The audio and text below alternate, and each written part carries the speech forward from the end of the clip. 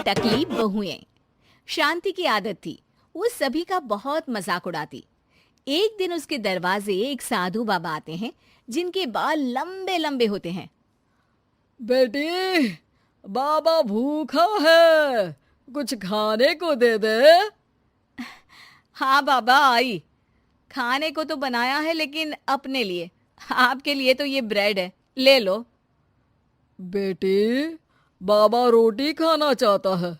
वो क्या है ना, सुबह से भिक्षा नहीं मिली, 2 रोटी तो बना दे। हाँ हाँ जरूर बना देती, ससुर है ना आप मेरे। वैसे बाबा, बालों में कौन सा तेल लगाते हैं जो इतने लंबे काले और घने बाल हैं? पहले राज बताओ, फिर मैं रोटी बनाती हूँ। बाबा को शांति की बात पर गुस्सा आ जाता है। तू बाबा का मजाक उड़ा रही है? जा, मैं तुझे श्राप देता हूं कि तू गंजी हो जाएगी। शांति बाबा की बात पर जोर जोर से हंसती है। श्राप? अरे श्राप तो ऐसे बोल रहे हैं जैसे भगवान हो। अरे इतनी ही बात पूरी हो जाती है तो भूखे क्यों घूमते हो? रोटी मांग लिया करो ना। मूर्ख लड़की, तू तो मजाक उड़ाने से बाज ही नहीं आ रही। मैं तुझे और श्राप देता हूं कि तेरे घर में जो भी औरत आएगी सब गंजी हो जाएगी। बाबा वहां से चला जाता है और शांति के बाल धीरे धीरे झड़ने शुरू हो जाते हैं और एक दिन तो वो पूरी टकली हो जाती है और वो अपने पति से कहती है, हाय रे, इस शहर का पानी भी ना कितना गंदा है। एक मेरे मायके का पानी था जिससे नहाने से बाल ही बाल लहराते थे, और एक तुम्हारा शहर। गंजी हो गई हूं मैं। अरे पर मैं ठीक हूं, मेरे 3 लड़कों के बाल ठीक है, एक तेरे ही बाल कैसे चलेगा? बात तो कोई और लगती है। लेकिन शांति को जरा सा भी बाबा का श्राप याद नहीं होता। खैर, दिन बीतते हैं, शांति को विग लगाने की जरूरत पड़ जाती है और एक बार पड़ोसन आती है। अरे शांति, तेरे ना तो सास घर में ना ससुर, क्यों सारा दिन सर ढकी रहती है? इतनी संस्कारी तो तू है नहीं। हाँ, अरे क्या बताऊं, पूरे बाल झड़ गए, टकली हो गई हूं मैं, टकली।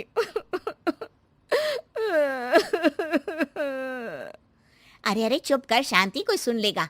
एक काम कर, वो डॉक्टर बाल है ना, उनके पास चली जा, वो तुझे आर्टिफिशियल हेयर लगा देंगे, फिर तो पहले से भी बहुत अच्छे बाल लहलाएंगे तेरे सर पर। शांति डॉक्टर के पास जाती है।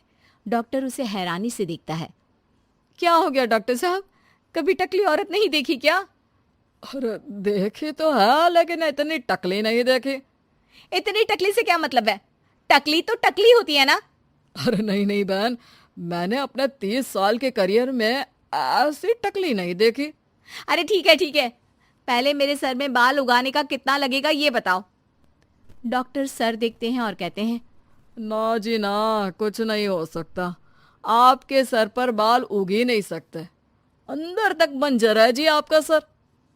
शांति मुंह लटकाकर घर आ जाती है। अब कभी वो नकली बाल लगाती तो कभी पल्ले से सर ढकती। दिन बीतते हैं और उसके 3 लड़के बड़े हो जाते हैं।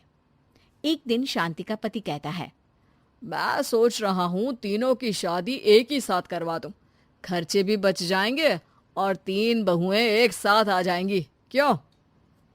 हाँ वो तो ठीक है, लेकिन मेरी एक शर्त है। अरे इस शहर में 3 की शादी करवाएंगे और कल को दूसरे शहर की लड़कियों को यहाँ का पानी सूट नहीं किया तो जैसे मैं गंजी हो गई वैसे ही वो 3 भी हो जाएंगी तो। अरे तुम बेवजह डर रही हो, देखो मेरे और 3 बेटों के बाल बिल्कुल ठीक है, ये सब बातें छोड़ो अब। खैर, शांति की 3 बहुएं आ जाती हैं। शांति ने खास करके उन लोगों को उनके बालों को देखकर ही पसंद किया था। मैंने तो टकली होकर पूरी जिंदगी काट दी, लेकिन तुम 3 के बाल पूरे घर की शान होने चाहिए। किसी के भी बाल कम हुए तो वो मेरे घर में नहीं रहेगी। इस घर में प्यार और इज्जत के साथ रहना है तो अपने बालों का ख्याल रखना होगा। बड़ी बहू कहती है, जी माँ जी, आप चिंता ना करें, मेरे बाल तो इतने बेशर्म हैं कि मैं आज गंजी हो जाऊं तो कल ही बढ़कर घुटने तक आ जाएंगे। दूसरी बोल पड़ी, माँ जी, मेरे बाल तो कभी एक भी नहीं झड़े, चाहे मेरी माँ ने कितना ही चुटिया पकड़कर पीटा हो मुझे। अरे माँ जी, मेरी तो दादी के बाल आज भी ऐसे हैं। माँ के तो आपने देख ही लिए हैं, मेरे बाल की तो बिल्कुल ही चिंता न करें आप। शांति भी बहुओं के लंबे काले घने बाल देखकर खुश रहती। लेकिन ये क्या, माँ जी हाय रे, मेरे बाल के तो गुच्छे गुच्छे निकल रहे हैं। शांति हैरान रह जाती है कि ये क्या, पर फिर भी बाबा की बात उसे याद ही नहीं आती कि इस घर की किसी भी औरत के सर पर बाल नहीं होंगे। ऐसे ही दूसरी और फिर तीसरी बहू के बाल भी झड़ने लगते हैं। शांति सर पकड़कर बैठ जाती है। अरे शांति, क्या हो गया? अब क्यों परेशान दिख रही हो? अरे क्या बताऊं, पहले मैं टकली हो गई, अब मेरी तीनों बहुएं भी टकली होने वाली है। देख शांति, अब तो मामला कुछ और दिख रहा है। कहीं कभी किसी ने तुझे कोई श्राप तो नहीं दिया? अब शांति का माथा ठनकता है और उसे वो बाबा याद आ जाते हैं। अरे हाँ हाँ, वो बाबा आए थे 20 साल पहले। फिर शांति उसे सारी बात बता देती है, लेकिन उसके 2 ही दिन में उसकी बाकी की तीनों बहुएं भी गंजी हो जाती हैं। हाय रे, पापा ने कहा शादी करवा दी, मैं तो गंजी हो गई। ये सब सासू माँ को मिले उस श्राप के कारण है। और कैसे हम लोगों को बोल रही थी बाल नहीं तो घर पे रहने नहीं देंगी। अरे केस कर दो ऐसी औरत पर। तीनों टकली बहुएं शांति के पास जाती है और उसे भला बुरा कहती है। माफ कर दो, क्या करूं अब मैं? तभी वहां पड़ोसन आ जाती है। मुझे उस बाबा की कुटिया मिल गई है, कल सुबह तुम चारों तैयार रहना। अगली सुबह चारों पड़ोसन के साथ बाबा की कुटिया पर जाती है। ये टकली औरतें कहाँ मेरी कुटिया में घुसी आ रही हैं? बाबा जी, आप तो ज्ञानी, परम ज्ञानी हैं, फिर क्यों हम लोगों का मजाक उड़ा रहे हैं? ये शोभा नहीं देता आपको।